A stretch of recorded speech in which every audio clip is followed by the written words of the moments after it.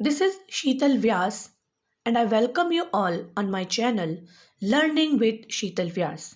Friends, पिछले lecture में हमने फेयर प्ले, जो कि मुंशी प्रेमचंद ने का लिखा हुआ एक प्ले है, इसका एक पार्ट हमने पढ़ा था। पार्ट 1 हमने इसका पढ़ा था, और जिसमें हमने क्या पढ़ा था कि जुम्मन शेख और अलगू चौधरी, जो कि दोनों बेस्ट फ्रेंड हैं, और वो इतने पक्के दोस्त हैं कि उनके दोस्ती की बातें पूरे गांव में की जाती हैं और वो एक दूसरे का बहुत ख्याल रखते हैं, और इसीलिए पूरे गांव में उनका रिस्पेक्ट होता है। फिर हमने पढ़ा था कि जुम्मन की जो एक बूढ़ी आंटी थी, उन्होंने अपनी सारी प्रॉपर्टी जुम्मन के नाम कर दी थी ताकि वो उसके साथ रह सके और जुम्मन उनकी देखभाल करे। कुछ सालों तक, करीब 2 सालों तक बिल्कुल अच्छा चलता रहा। जुम्मन शेख और उसकी फैमिली ने ओल्ड आंटी का बहुत ख्याल रखा, लेकिन धीरे धीरे वो लोग उससे बोर होने लगे और अब वो बेमन से उसकी देखभाल करने लगे। इस बात के लिए आंटी थोड़ा नाराज हुई और उन्होंने जुम्मन से ये बात डिस्कस की और उनसे कहा कि बेटर होगा कि वो उसको मंथली अलाउंस दे दे और वो अपना घर अलग बना ले, यानी अपनी किचन सेपरेट कर ले। लेकिन जुम्मन ने बहुत ही गंदा जवाब दिया और उन्हें चुप रहने को कहा। इस बात को लेकर वो जो आंटी थी, उनकी जो अब पेशेंस की लिमिट थी वो ख़त्म हो गई थी, तो उन्होंने डिसाइड किया कि अब वो पंचायत में जाएंगी और जुम्मन के अगेंस्ट कंप्लेन करेंगी। बहुत दिनों तक आंटी जो है गांव में घूम घूम कर अपनी जो परेशानी थी वो बताती रही, लोगों को अपने सपोर्ट में करती रही, और फाइनली वो पहुंची अलगू चौधरी के पास। अलगू चौधरी जो कि जुम्मन शेख का बेस्ट फ्रेंड था। जब उसने ये सारी बात सुनी तो उसने आंटी से कहा कि वो तो जुम्मन शेख का बेस्ट फ्रेंड है, वो तो जुम्मन के अगेंस्ट में कुछ बोलेगा नहीं। इस पर आंटी ने उन्हें ललकारते हुए कहा, अलगू चौधरी को ललकारते हुए कहा कि ये कहाँ की उचित बात है कि तुम सही के लिए नहीं बोलो, इंसाफ के लिए तुम नहीं बोलो और चुप रह जाओ। तो बेटर है कि तुम पंचायत में आना और सच बोलना। हालांकि इस बात पर अलगू चौधरी ने कहा तो कुछ नहीं, लेकिन आंटी के जो वो सेंटेंस थे वो उसके दिमाग में गूंजते रहे। आज हम देखते हैं कि आगे क्या हुआ। क्या अलगू चौधरी पंचायत में गए? क्या उन्होंने जुम्मन के अगेंस्ट में कुछ गवाही दी? क्या सच बोला? क्या हुआ? So let us start with the next paragraph. Part 2. The panchayat was held the same evening under an old banyan tree. और उसी शाम को जब आंटी ने अलगू चौधरी से बात की थी, उसी शाम को पंचायत लगी एक पुराने बेनियान ट्री के नीचे।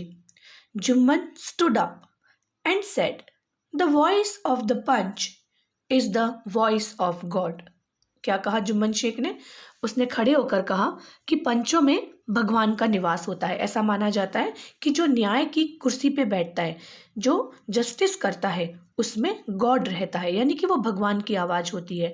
तो जुम्मन शेख ने भी ऐसा ही कहा कि मैं ऐसा मानता हूँ कि पंचों की जो आवाज़ होती है वो भगवान की आवाज़ होती है। Let my aunt nominate the head panch, I will abide by her decision.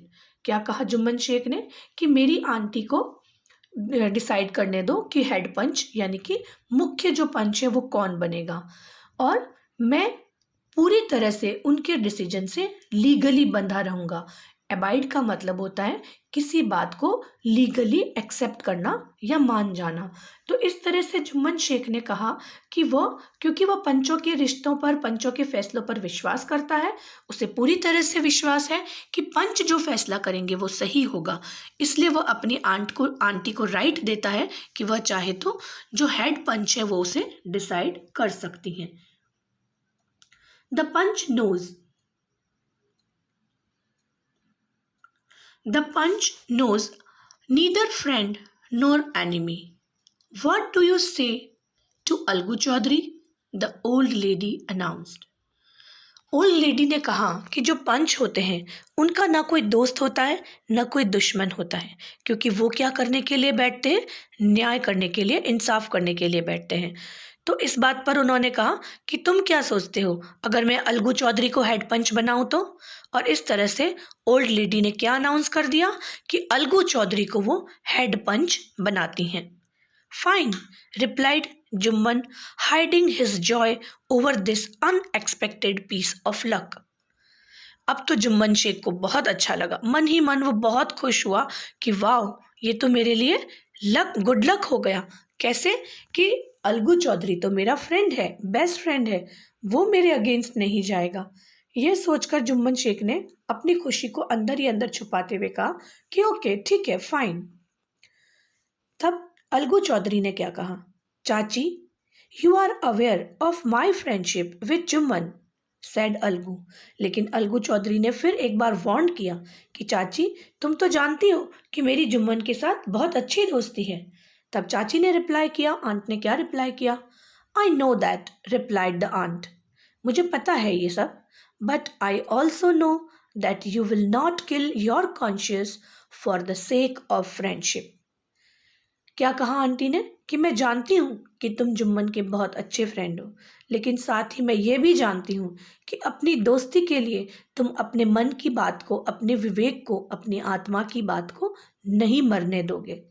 Conscious का क्या मतलब होता है, हमारे अंदर की जो आत्मा होती है, हमारे अंदर जो छिपी हुई इंसानियत होती है, वो जो हमें सही और गलत की पहचान कराती है, उसे कहते हैं कॉन्शियस।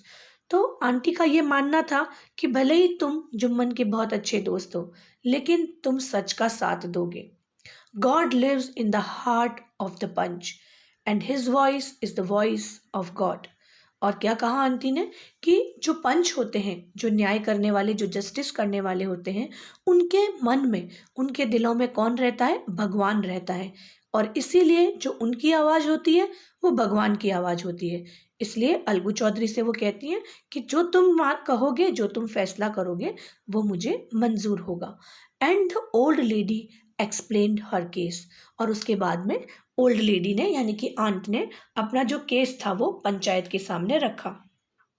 अब बारी थी जुम्मन की। तो उन्होंने, अलगू चौधरी ने क्या कहा, Jumman, said Algu, you and I are old friends, your aunt is as dear to me as you. Algu Chaudhary ने जुम्मन से कहा कि जुम्मन, तुम जानते हो कि तुम और मैं बचपन के दोस्त हैं, पुराने दोस्त हैं, और तुम्हारी आंटी जितनी तुम्हें प्यारी है उतनी ही मुझे भी प्यारी है। नाउ आई एम अ पंच, लेकिन इस वक्त मैं कौन हूँ, मैं यहाँ पर सरपंच बन के या मुख्य पंच बनकर बैठा हुआ हूँ। You and your aunt are equal before me, और इस वक्त तुम मेरे दोस्त नहीं हो, बल्कि तुम और तुम्हारी आंटी इस समय मेरे सामने एकदम बराबर हो, दोनों एकदम इक्वल हो। वॉट यू हैव टू से इन योर डिफेंस, डिफेंस का मतलब बचाव करना, तो अब तुम अपने बचाव में क्या कहना चाहते हो। तब जुम्मन ने क्या कहा, 3 years ago, began Jumman, my aunt transferred her property to me। Jumman ने कहना शुरू किया कि 3 साल पहले मेरी आंटी ने अपनी प्रॉपर्टी मेरी आंटी ने उनकी जो प्रॉपर्टी थी वो मेरे नाम पे ट्रांसफ़र कर दी थी। I promised to support her as long as she lived, और मैंने उनसे प्रॉमिस किया था कि मैं उन्हें, जब तक वो जिएंगी तब तक मैं उनको सपोर्ट करूँगा। I have done all I could, और मैंने वो सब किया जो मैं कर सकता था। There have been a couple of quarrels between my wife and her, but I can't stop it. उसने कहा कि हाँ, 2-1 बार मेरी वाइफ और आंट के बीच में थोड़ा सा झगड़ा हुआ था, लेकिन मैं उसे रोक नहीं सकता।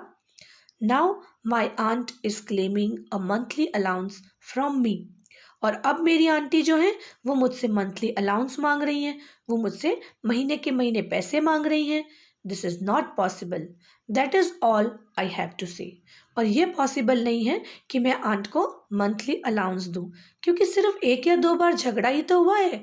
जुम्मन के कहने का मतलब ये था कि आंटी जो है वो बिना मतलब बात को बढ़ा रही हैं। घर में सिर्फ 1 या 2 बार झगड़ा हुआ था और उसे वो तो रोक नहीं सकता। ये तो उन लोगों के घर में नॉर्मल सी बात थी कि भाई किसी के भी घर में झगड़ा हो सकता है। तो जुम्मन का कहना ये था कि 1 या 2 बार अगर किसी के घर में झगड़ा हो जाए तो उसके लिए अलग नहीं हो सकती हैं आंटी, और वो मंथली अलाउंस आंटी को प्रोवाइड नहीं कर सकता। So that's all I have to say. तो जुम्मन ने कहा यही था जो मुझे आपसे कहना था। इस तरह से जुम्मन ने अपनी बात पंचों के सामने रख दी। Now Jumman was cross examined, क्योंकि जब कोई केस चलता है तो दोनों ही जो साइड्स होती हैं, दोनों ही जो पक्ष होते हैं, उन दोनों को क्रॉस एग्जामिन किया जाता है। तो जुम्मन को भी क्रॉस एग्जामिन किया गया, जिसमें अलगू चौधरी ने और दूसरे जो पंच थे उन सभी ने उससे कुछ क्वेश्चंस पूछे। Jumman was cross-examined by Algu and others. Then Algu announced, "We have gone into the matter carefully." और फाइनली अलगू चौधरी ने क्या अनाउंस किया कि हमने ये जो भी मैटर था उसको हमने केयरफुली समझने की कोशिश की है. In our opinion Jumman must pay his aunt a monthly allowance और else the property goes back to her. Algu Chaudhary का जो फैसला था आप उसे ध्यान से सुनिए. अलगू चौधरी ने कहा कि हमारे विचार से, यानी कि हम सभी पंचों के विचार से, जुम्मन शेख को या तो आंटी को मंथली अलाउंस देना चाहिए और या फिर उसकी जो प्रॉपर्टी है वो वापस कहाँ चली जाएगी, आंटी के पास ही चली जाएगी. Now two friends were seldom seen together. अब आप खुद समझ सकते हैं कि जब जुम्मन शेख के अगेंस्ट में अलगू चौधरी ने फैसला सुनाया तो उसका रिजल्ट क्या होना था. अब वो दोनों ही दोस्त जो थे वो एक दूसरे के कट्टर दुश्मन बन चुके थे और अब उन दोनों दोस्तों को बहुत रेयर ही साथ में देखा जाता था. सेल्डम का मतलब rarely. The bond of friendship between them was broken. और फ्रेंडशिप का जो इतना गहरा उनकी जो दोस्ती थी, वो जो बॉन्ड था, अब वो टूट चुका था. In fact Jumman was Algu's enemy and wanted his revenge.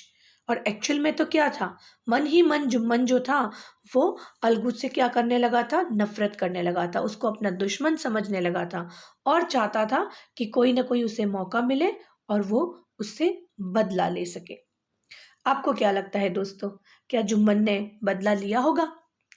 क्या किया होगा उसने अलगू चौधरी के साथ? उसने अलगू चौधरी का कुछ बुरा किया होगा या कुछ ऐसा हुआ होगा जिससे कुछ ऐसी ही सिचुएशन बनी हो जिसमें आज अलगू था, उसमें कल जुम्मन शेख खड़ा हो. ये इस प्ले का थर्ड पार्ट है जिसे हम अपने नेक्स्ट लेक्चर में फिर से देखेंगे. तब तक आप इसमें आने वाले नए वर्ड्स याद कीजिए और एक बात आप अपने विचार से सोचिए, क्या अलगू चौधरी ने सही किया? क्या उसने जो फैसला लिया जुम्मन की आंटी के लिए, क्या वो गलत था? या एक सरपंच होने के नाते आंटी ने उसको मुख्य पंच बनाया था, यानी मेन जो हेड पंच होता है जिसे सरपंच भी कहते हैं, वो बनाया था. तो आपको क्या लगता है कि इंसाफ करने के लिए अलगू चौधरी ने जो सही बात कही थी वो दोस्ती के लिए सही थी? आपको ये फैसला करना है और सोचना है कि अलगू चौधरी सही था या गलत. और अब हम नेक्स्ट पार्ट में देखेंगे कि आखिर जुम्मन शेख ने बदला कैसे लिया. Till then have a nice day. Jai Hind everyone.